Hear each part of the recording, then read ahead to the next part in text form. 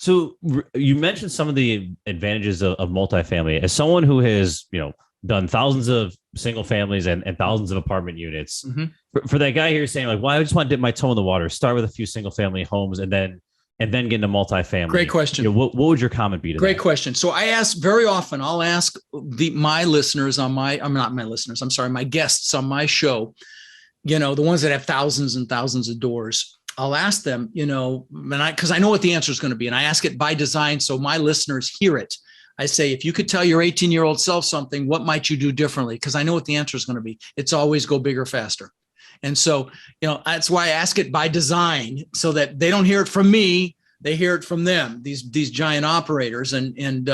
And that's why, because, it's just as easy to buy a 100 unit as it is to buy a 10 unit. Okay. And you may not think so, but it is. And because it's a team sport, and the lender is not looking at you. They're looking at the team. They're looking at the assets ability to service the debt, and there's, things are going to slow down as far as equity raising. We're seeing that already. People are already getting scared, but there's still a lot of money that's got its butt kicked in the stock market. We won't even talk about crypto, but just got killed.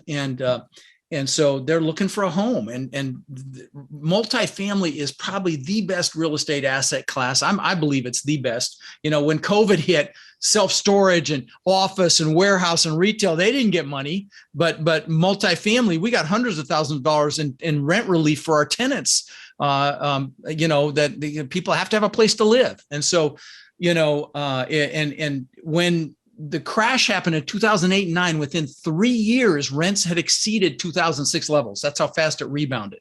So, COVID was a blip. I thought, that was going to be the catalyst, and it wasn't, but it was just a blip. But I do think this one's going to be a lot bigger. I mean, we're going to see 7% interest next month. So, I know that sounds terrible. I remember when 7% was fantastic because I'm old. I remember when I first started, it was like 14, 15, 16%. And we did backflips when it hit 7, but people aren't going to be doing backflips now. And, but there's going to be deals. And so